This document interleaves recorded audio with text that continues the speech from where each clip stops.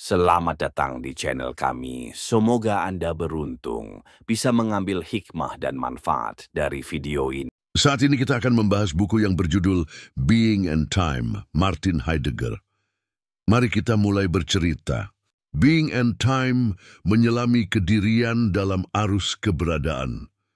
Sebuah pertanyaan yang terlupakan. Bayangkan sebuah dunia yang bergerak cepat, di mana manusia terus berlari mengejar produktivitas, efisiensi, dan makna. Namun di tengah segala pergerakan itu, ada satu pertanyaan yang terlupakan. Apa makna menjadi? Pertanyaan itulah yang menjadi jantung dari karya besar Martin Heidegger, Being and Time. Bukan buku filsafat biasa, melainkan sebuah penyelaman radikal ke dalam keberadaan itu sendiri. Heidegger tidak ingin sekadar menjelaskan apa itu dunia atau apa itu pikiran. Ia ingin menyentuh inti dari adanya manusia. Ia ingin menanyakan dengan kesungguhan total, apa artinya kita ada? Dem Dasein manusia sebagai ada yang sadar. Ketika Martin Heidegger berbicara tentang manusia, ia tidak memulainya dengan definisi biologis atau sosiologis. Ia tidak mendeskripsikan manusia sebagai Homo sapiens, makhluk yang berpikir, atau makhluk sosial. Ia melampaui itu semua. Heidegger ingin menyentuh inti terdalam dari pengalaman eksistensial manusia, keberadaan itu sendiri. Maka lahirlah konsep sentral dalam karyanya. Dasein. Dasein berasal dari bahasa Jerman. Da berarti di sana, dan sein berarti ada. Secara harfiah, ada di sana. Tapi dalam konteks Heidegger, Dasein bukan hanya tentang kehadiran di ruang fisik, melainkan kondisi eksistensial dari keberadaan manusia. Dasein adalah makhluk yang menyadari bahwa ia ada, bukan sekadar hidup, tapi menyadari kehidupan itu sendiri. Inilah yang membedakan manusia dari benda mati, dari binatang, dari mesin. Manusia adalah satu-satunya makhluk yang menjadi masalah bagi dirinya sendiri. Ia merenung tentang siapa dirinya, mengapa ia ada, kemana ia akan pergi. Ia merasa gelisah bukan karena ancaman luar semata, tapi karena ia dihantui oleh kemungkinan-kemungkinan eksistensial yang terbuka di hadapannya. Sebelum lanjut, don't forget to comment, like, and subscribe. Dasein adalah makhluk yang tidak pernah selesai. Ia bukan objek yang statis, melainkan proses yang terus berlangsung, sebuah proyek keberadaan yang belum lengkap. Setiap keputusan yang ia buat, setiap jalan yang ia ambil, setiap penundaan yang ia lakukan, menjadi bagian dari narasi eksistensialnya. Heidegger tidak berbicara tentang manusia dalam abstraksi. Ia ingin kita melihat diri kita sendiri dalam konsep Dasein. Kita yang bangun pagi dengan rasa hampa, yang merasa terasing meski dikelilingi orang, yang mencari makna meski tak tahu di mana menemukannya, kitalah Dasein itu. Dan Dasein tidak hanya ada, tapi ia mengetahui bahwa ia ada. Ia mempertanyakan dirinya sendiri. Ia sadar akan waktu. Ia sadar bahwa suatu hari keberadaannya akan berakhir. Disinilah letak kedalaman tragis sekaligus kemuliaan eksistensi manusia. Tidak ada makhluk lain yang harus hidup dengan kesadaran akan kematiannya sendiri. Dan dalam kesadaran itu justru muncul kemungkinan keaslian hidup. Heidegger menyebut bahwa Dasein adalah makhluk yang selalu ada di dunia, being in the world. Ini berarti manusia tidak bisa dipahami terlepas dari konteks dunia yang ia hidupi.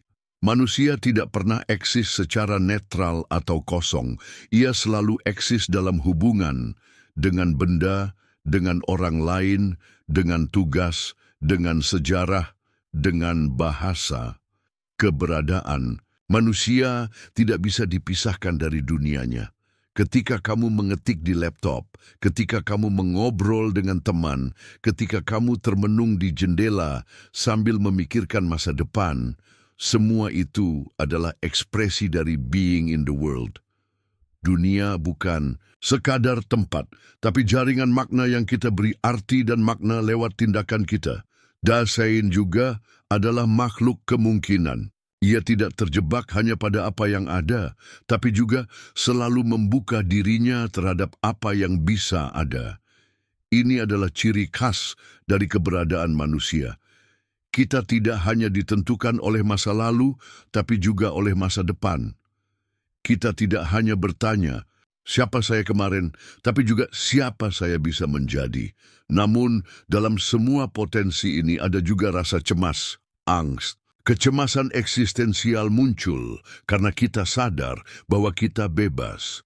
Namun kebebasan itu datang tanpa manual, tanpa jaminan. Kita harus membuat pilihan, dan setiap pilihan mengandung kemungkinan salah.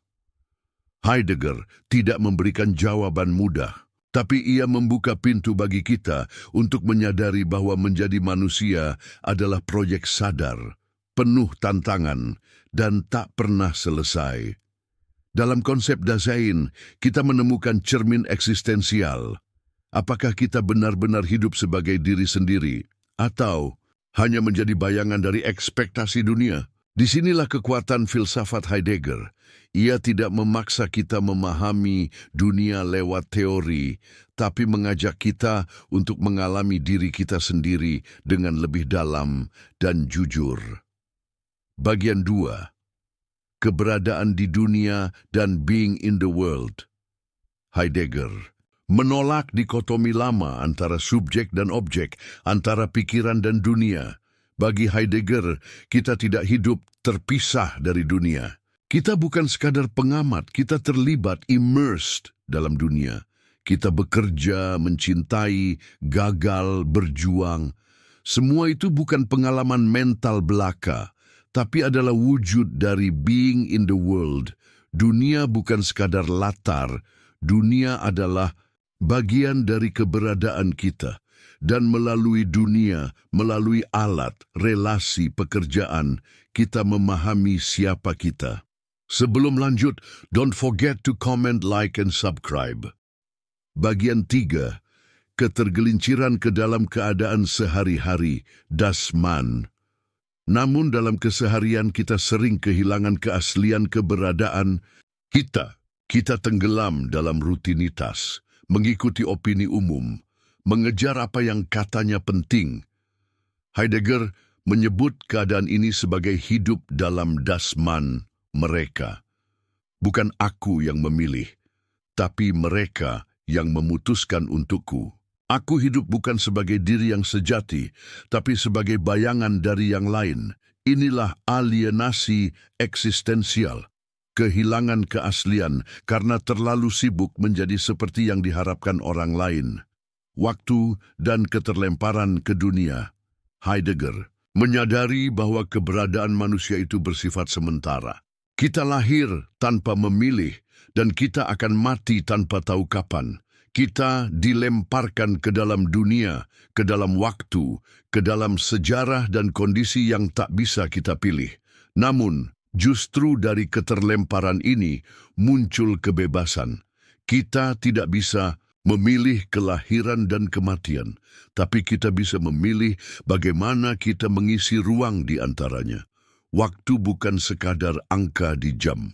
Waktu adalah struktur keberadaan itu sendiri. Kematian sebagai cermin keaslian, tidak ada yang lebih pribadi dan tak tergantikan daripada kematian. Orang lain bisa hidup bersamamu, tapi tak ada yang bisa mati untukmu.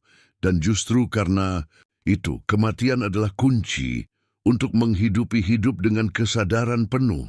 Heidegger menyebutnya being toward death, ada menuju kematian. Ketika kita sadar akan kefanaan kita didorong untuk hidup secara otentik. Kita berhenti menunda, kita mulai bertanya, apakah aku sudah benar-benar hidup? Keasalian, authenticity, dan pemanggilan diri. Hidup otentik bukan hidup egois, tapi hidup yang sadar. Sadar akan kebebasan memilih, sadar akan waktu yang terbatas, sadar akan kemungkinan menjadi diri yang sejati. Suara yang memanggil kita, Menuju keaslian bukan datang dari luar, bukan dari masyarakat, bukan dari dogma, tapi dari dalam. Heidegger menyebutnya the call of conscience, sebuah bisikan sunyi dari diri sendiri yang meminta kita kembali kepada jati diri kita yang otentik, filsafat sebagai jalan pulang. Being and Time tidak memberi jawaban yang mudah. Ia bukan buku yang menjanjikan solusi cepat, tapi ia mengundang kita untuk kembali bertanya dan untuk berani hidup dengan kesadaran. Bagi Heidegger, filsafat bukan akademisi semata.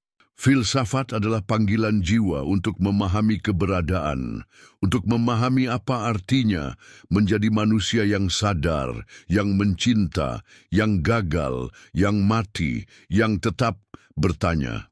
Dan barangkali itulah tugas terbesar kita, bukan menjawab semuanya, tapi hidup dengan keberanian untuk terus bertanya. Don't forget to comment, like, and subscribe.